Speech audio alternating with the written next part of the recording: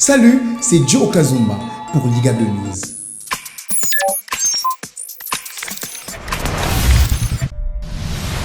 Les torchons brûlent entre la RDC et le Rwanda.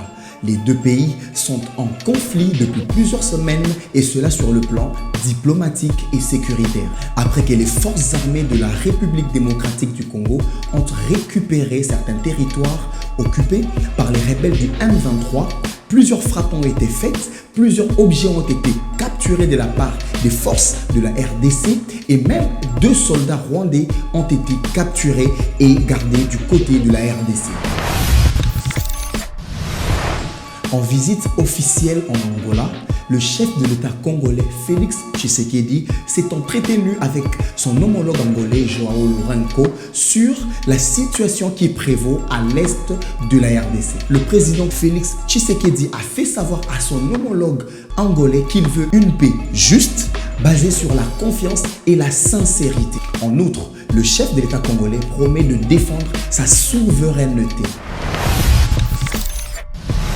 Kinshasa accuse le Rwanda de complicité et même de soutenir les rebelles M23 qui opèrent à l'est de la RDC. L'ambassadeur rwandais en RDC Vincent Karega a été convoqué par les autorités congolaises avec qui il a eu une discussion franche. Une mise en garde sévère a été émise de la part des autorités congolaises envers l'ambassadeur rwandais en RDC. Les réactions fusaient de partout après ces échanges entre diplomates. Vincent Biruta, ministre des Affaires étrangères rwandais, n'a pas manqué de mots pour commenter la montée de tension entre la RDC et le Rwanda. Le chef de la diplomatie rwandaise parle d'accusations sans fondement et accuse à son tour la RDC de financer le FDLR. Pour Kigali, les tueries à répétition à l'est de la RDC est un problème propre aux Congolais. Via son compte Twitter, Vincent Biruta déclare, je cite, « Nous souhaitons que ces attaques cessent.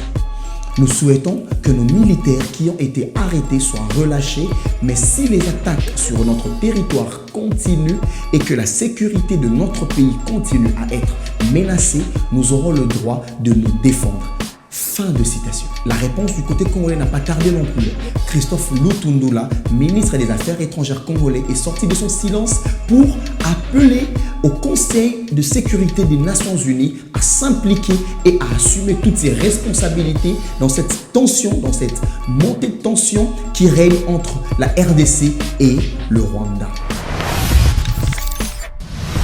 Toujours dans le même chapitre concernant la tension entre la RDC et le Rwanda, Macky Sall, le président en exercice de l'Union africaine, est sorti lui aussi de son silence pour apaiser les deux pays. Le président sénégalais s'est dit gravement préoccupé par cette situation qui tend à déstabiliser la région des Grands Lacs. Le président en exercice de l'Union africaine, le président Macky Sall, appelle donc aux deux chefs d'État de recourir à un dialogue, à un discours de paix pour baisser la tension. Il salue le travail réalisé par son homologue angolais Joao Lourenço qui, en effet, est le président de la CIRGL, la conférence internationale pour la région de Grands Lacs, par son approche de paix et de sérénité entre les deux pays. Après avoir consulté chacun des présidents par téléphone, le président Macky Sall lance un appel au dialogue et à la paix. Je remercie le président Tshisekedi et Kagame pour nos entretiens téléphoniques dans la quête d'une solution pacifique du différend entre la RDC et les Rwanda. Encourage le président Lourenço, président de la CIRGL, à poursuivre ses efforts de médiation dans ce sens. Fin de citation.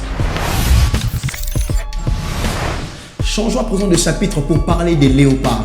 Comme vous le savez, les léopards de la RDC vont affronter les panthères du Gabon ce samedi 4 juin au stade de Martyrs bien sûr pour les matchs comptants pour les éliminations de la CAN Côte d'Ivoire 2023.